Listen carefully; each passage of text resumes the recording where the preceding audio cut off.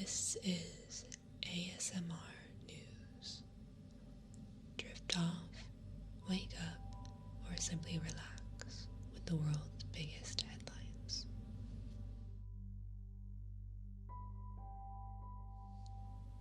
President Trump was evacuated from a press briefing Monday evening by the U.S. Secret Service when a man was shot outside the White House. The man was shot in the chest and taken to a hospital. No details on why the man was shot or whether he was armed have been released at the time of this recording, but officials said more information would be released.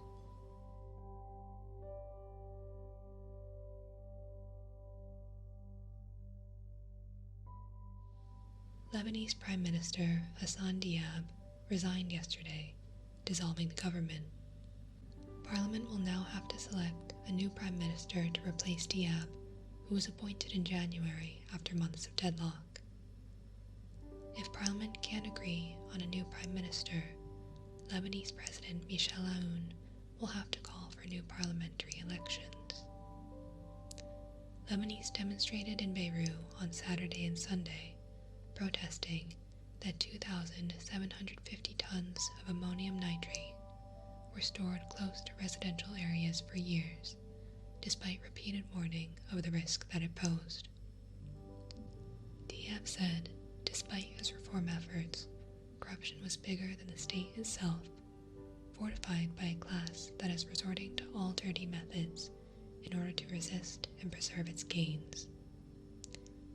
In addition, the Lebanese owners of the cruise ship Orient Queen filed a suit against all those responsible for the blast that killed 220, with 110 still missing, including 2 crew members of the ship which had been docked. Last week's explosion capsized the ship and wounded 7 additional crew members.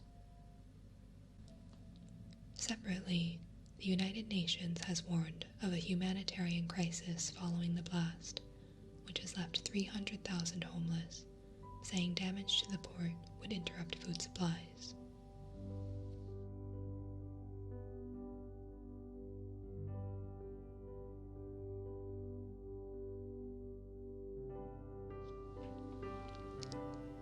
In Baltimore, Maryland, a gas explosion killed 1 and injured 5 on Monday morning. 3 homes collapsed, and the windows and doors were blown out of nearby homes. As of the time of this recording, the cause has not been identified. Belarusian President Alexander Lukashenko has won his 6th consecutive term in office with 80% of the vote, according to government exit polls. Protests broke out immediately, and opposition leaders pronounced the election was rigged. While observers said the outcome was never really in doubt, since he controls the vote count and the country's security apparatus, Lukashenko faced widespread discontent over his handling of the economy, his response to the coronavirus outbreak, loss of support of key members of the country's political elite, and strained relations with Russia. Lukashenko first won the presidency in 1994 and enjoyed widespread support for his policies that avoided the worst excesses of the transition from Soviet-style communism, but these have become increasingly unpopular as the economy failed to grow.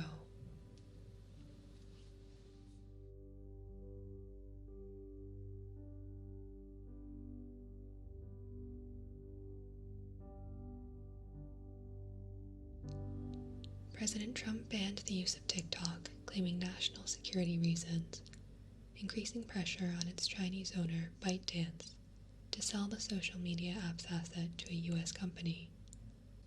The president also issued a second order targeting WeChat, a subsidiary of Chinese Tencent. The executive order means TikTok will likely no longer be able to receive advertising revenue and could be removed from Apple and Google App Stores. It also means the app can no longer provide updates to the estimated 100 million Americans who have downloaded the app. In response, TikTok threatened legal action, claiming there has been no due diligence or adherence to the law. The Trump administration claims TikTok shares user data with the Chinese government, a claim both the company and the Chinese government deny. One constitutional law expert, Nebraska University's Kyle Langfart, said the orders are likely to have First Amendment issues. The First Amendment to the U.S. Constitution protects freedom of speech.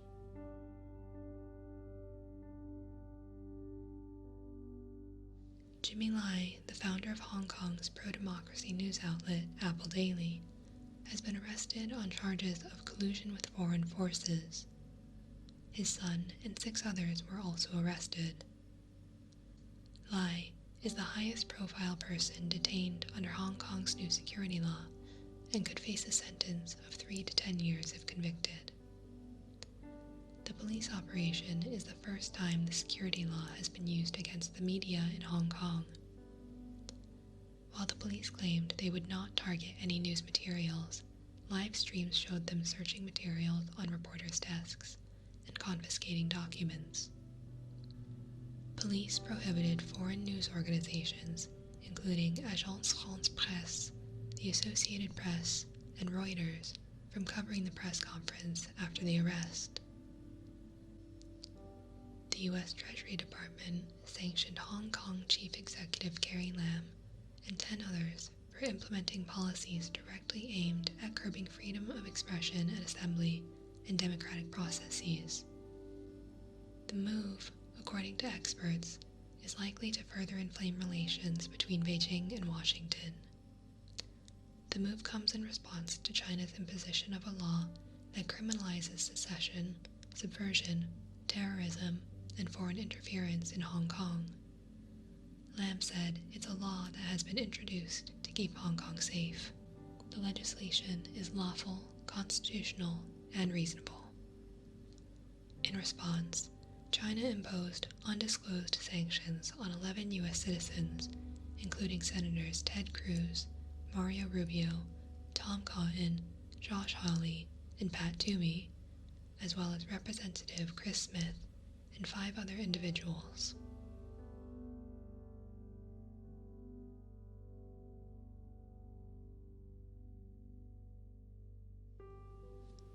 Trump also imposed a 10% tariff on Canadian aluminum, saying producers there had reneged on their commitment not to flood the U.S. with a cheaper product.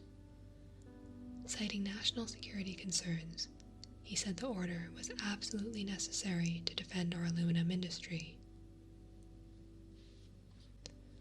In response, Prime Minister Justin Trudeau said Canada would impose retaliatory tariffs on $2.7 billion of U.S. goods.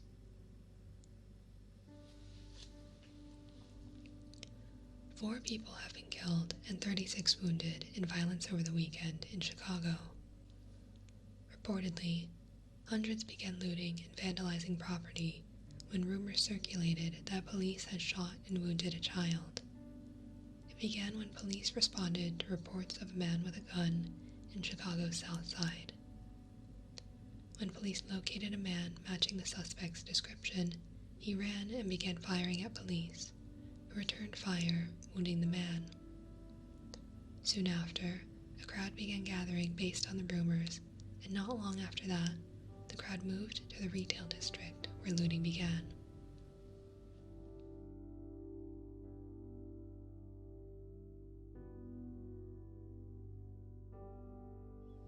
On Saturday, President Trump issued an executive order for COVID-19 relief from his golf club in New Jersey after Democrats and Republicans failed to reach a deal on a stimulus bill. The order would provide $400 weekly benefits to the unemployed, with states being required to cover 25%, or $100 of the stipend. It also included a suspension of payroll taxes and assistance to renters and homeowners. The order did not include a second round of $1,200 stimulus checks. There is also concern about the suspension of payroll taxes, which would not help the unemployed, retired, or otherwise out of the workforce. The order immediately raised questions about its legality under the Constitution, where Congress, not the President, has the implicit power to tax and spend and is likely to be challenged in court. In addition, the governors of several states said they would have difficulty covering their required participation because of lack of funds due to large increases in unemployment and reduced tax revenues.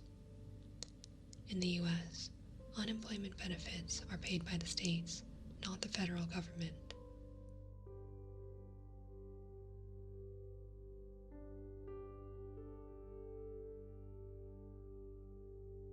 India became the third country to pass 2 million COVID-19 cases, joining the US and Brazil. At the same time, more than 3.5 million Indian healthcare workers have gone on strike over wages and protective equipment. The majority of the workers earn 3,000 rupees a month, or about $40. The International Red Cross reports over 1 million cases in Africa, noting that it took 5 months to reach 500,000 cases and less than a month to double that. The United States passed 5 million cases over the weekend, and its death toll stands at 165,000.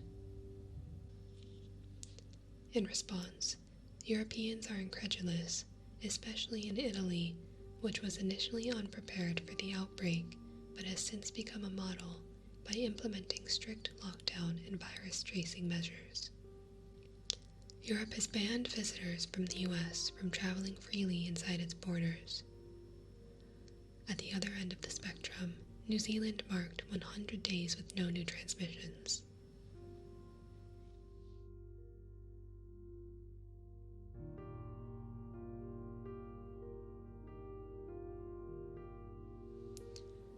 An Air India 737 with 200 passengers crashed on Friday, killing both pilots and 18 passengers, including 4 children.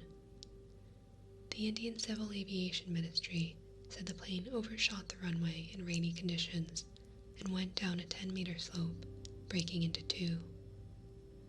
At least 46 are reported injured at this time. The airplane's black box, which is actually orange for visibility in wreckage, was found on Saturday. Black boxes record airline flight data and are used by aviation authorities to help determine the cause of crashes.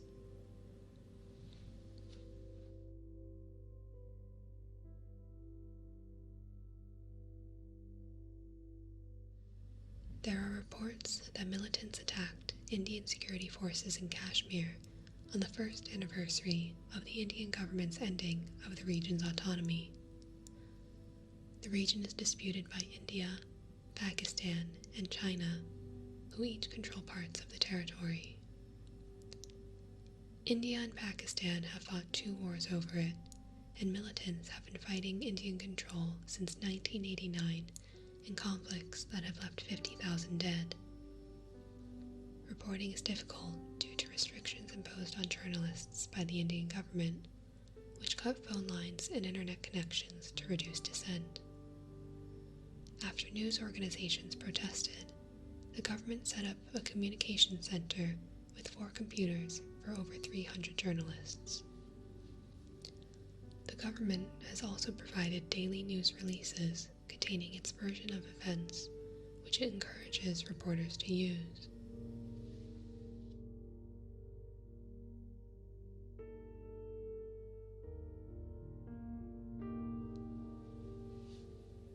More than 250,000 bikers attended the annual Sturgis Motorcycle Rally in South Dakota this weekend, about half the usual number due to the coronavirus pandemic. However, there are few masks to be seen and very little social distancing among the crowd. One storefront is selling "Screw COVID" shirts.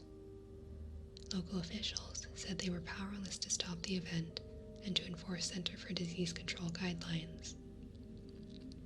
Over the weekend, there were 84 arrests for drug use or driving under the influence of alcohol, 226 traffic citations, and 18 accidents.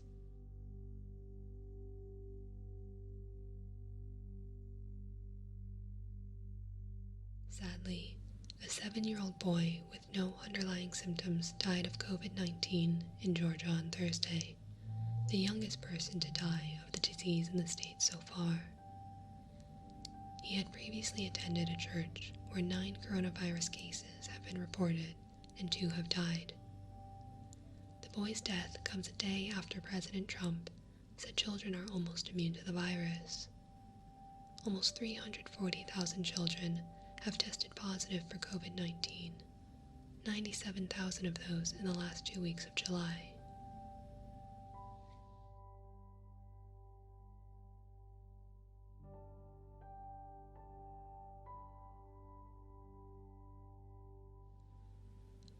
Authorities have increased requirements for face mask use in Paris, Northern Ireland, England, and Scotland in response to increasing numbers of cases of COVID-19. As of Monday, face masks will be required in certain crowded areas in Paris for everyone over the age of 11. Face masks are already mandated in indoor spaces. In England and Scotland, face masks will now be compulsory in museums, places of worship, and aquariums. Additionally, in England, masks will be required in cinemas and funeral homes, while in Scotland, they will be required in banks and beauty salons. In Northern Ireland, masks will now be required in all public indoor spaces.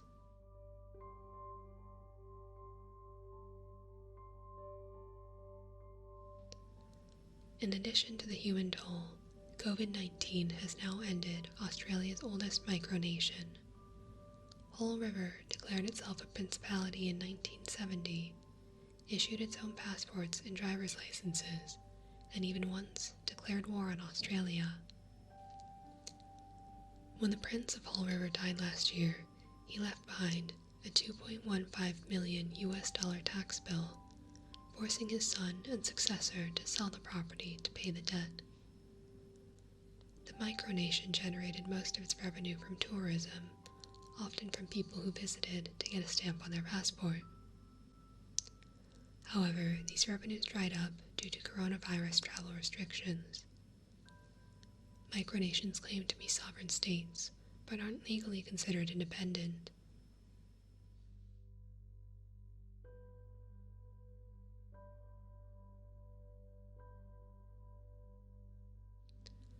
Authorities in Inner Mongolia have sealed off Baotou city after a resident died of bubonic plague, one of the most deadly diseases in human history, estimated to have killed between 70 million and 200 million people. The worst of 3 major plague pandemics occurred in Europe in the 1300s, where it was known as the Black Death, and is estimated to have killed 1/3 of the population. Today, while still extremely contagious, the plague is treated with antibiotics and outbreaks are rare.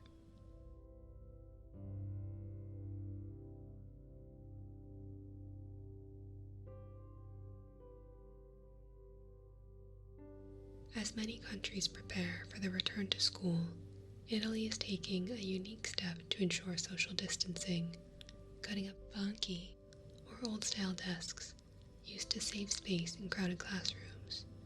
To replace these, the Italian Education Ministry has ordered 3 million single-seat desks to arrive before school starts in September. However, because many school districts are concerned the new desks won't arrive in time, they are sawing up the benches to create single seats.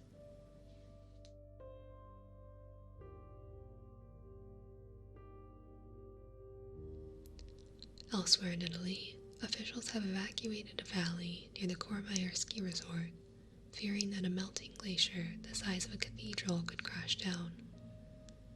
The Plampentieux Glacier in the Mont Blanc Massif has weakened because of intense summer heat, alternating with nighttime cold. The valley was also evacuated last August for similar concerns.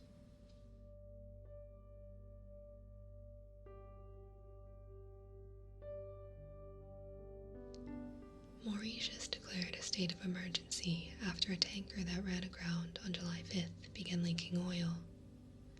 The The Panama registered ship, owned by a Japanese company, was empty when it ran aground, but contained 4,000 tons of fuel oil. Large cracks have appeared in the ship, causing fears the ship may crack in two, spilling all the remaining fuel oil. As of Monday, President Macron has pledged support to help Mauritius deal with the spill.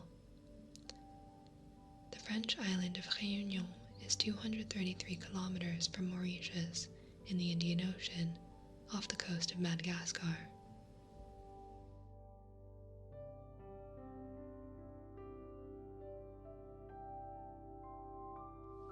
Women rallied across Turkey in protest of Turkey's potential withdrawal from a domestic violence treaty. Ironically, the treaty is known as the Istanbul Convention after being signed in Turkey's largest city in 2011. The current protests were sparked by the death of Pinar Gultekin last month at the hands of her boyfriend. So far in 2020, 205 women have been killed in domestic violence cases. In 2019, the number was 417. Many women fear that a small but powerful lobbying effort will influence Turkey's ruling AKP party to withdraw from the treaty. Those opposed to the treaty cite the erosion of family values, traditional gender roles, the importation of Western values, and the promotion of LGBT lifestyles.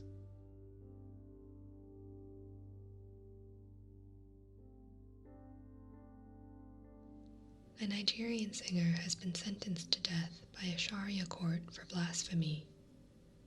Critics said his song was blasphemous by praising an imam to the extent that it raised him above the Prophet Muhammad.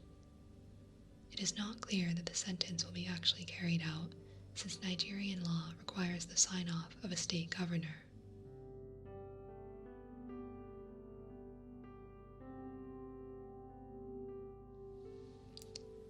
In lighter news, hilarious pictures are circulating on the internet of a nudist chasing a wild boar who stole his computer.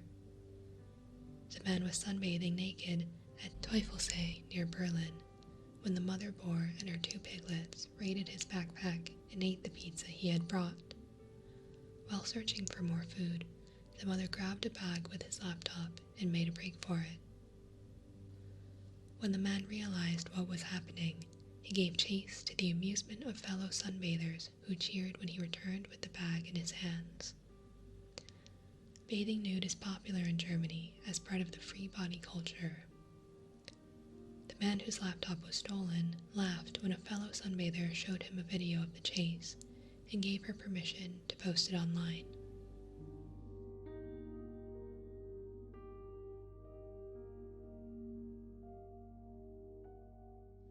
Two beluga whales are free for the first time since 2011.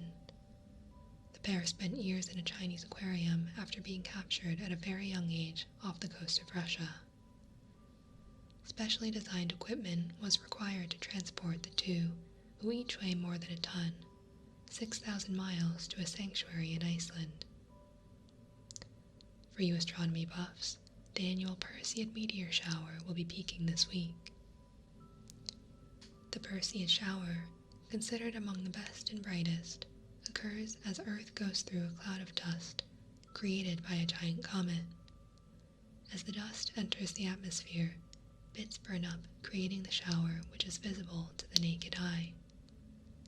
The showers are expected to peak on August 11th and 12th. The best viewing strategy is to look as late in the evening as possible, but before the moon rises, or, if possible, block out the moon with something, a tree, a building, or even your hand.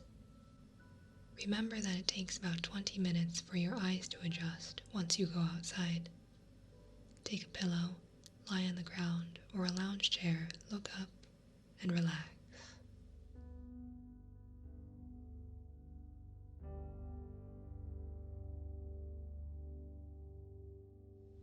McDonald's is suing its former CEO, Steve Easterbrook, for lying about sexual relationships with his staff.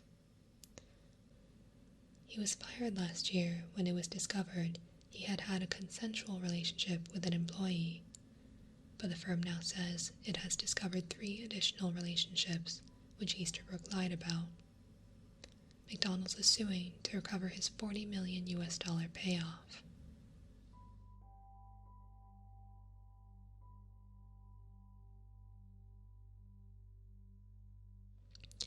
In sports, Juventus fired manager Maurizio Sarri after 1 season after losing in the round of 16 in the European Champions League. His replacement is former midfielder Andrea Pirlo, who played 164 games for Juventus, winning 4 Serie A league titles. Even though Juventus won Friday's match against Lyon, Lyon advanced based on a tiebreaker in the 2-game series. Lyon will face Manchester City in the quarterfinals, joining Atalanta, Paris Saint-Germain, Barcelona, Bayern Munich, RB Leipzig, and Atletico Madrid. Despite winning the Italian Serie A for the 9th straight time, Juventus had lost 3 of its last 4 matches. In addition, it lost to Napoli in the Coppa Italia final. Sarri joined Juventus after 1 year at Chelsea, leading them to a 3rd-place finish in the Premier League. 23-year-old Colin Morikawa won golf's PGA Championship by 2 strokes, finishing with a 4-day total of 267 strokes, or 13 under par. On Sunday, he shot a 6 under par 64. Brooks Koepka, the winner of the last 2 PGA Championships, finished tied for 29th with a 4-day total of 277 strokes. The PGA is one of golf's Grand Slam events, along with the Masters, the British Open, and the US Open. Morikawa's share of the $11 million purse is $1.98 million. He clinched the win by driving to the green on the 294-yard 16th hole. The ball settled 8 feet from the pin, and he sank the putt for an eagle 2 on the par 4 hole.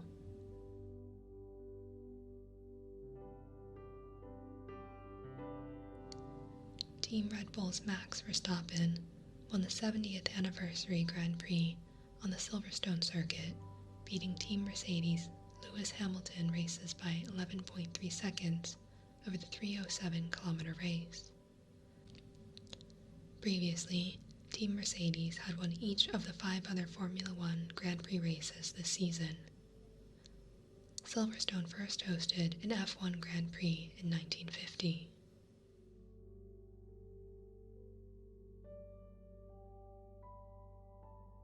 %30 of British sportswomen say they have been trolled on social media in a BBC Sports survey, up from 14% in the previous survey taken in 2015. Of the 1,060 women in 39 different sports, 160 say they had been trolled with abuse, including comments about body image, performance, or being told to get back in the kitchen. As a result, British Minister for Sport Nigel Huddleston pledged to create world-leading plans that will make platforms safer for users.